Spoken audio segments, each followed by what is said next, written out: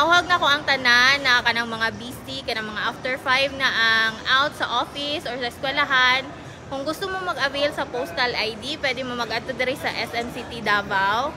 Kay 10 to 7 PM po kami open. Karon na week from September 29 to October 3. Natay duha ka options sir, natay regular o rush. Ang atong regular, 550 siya, makuha siya 3 weeks, i-deliver sa imong address.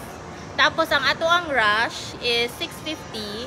1 week lang po siya, pero pick up nimo siya sa post office.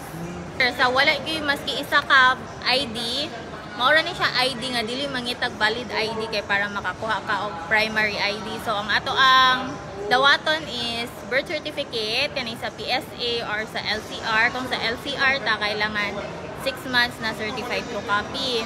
Kung PSA po, photocopy lang ninyo daan. Unya, proof of address ninyo, kaning barangay clearance or bill sa kuryente, sa suga, sa credit card, or maski yun sa internet.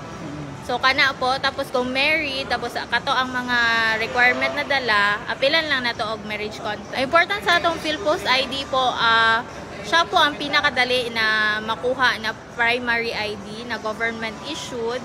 Tapos, pwede po siya gamiton pag mag-apply ka sa passport, kung mag-loan ka, kung magkuha kag ayuda for kuan po, nga na mag-open kag account sa bangko. Honored po siya sa mga bangko.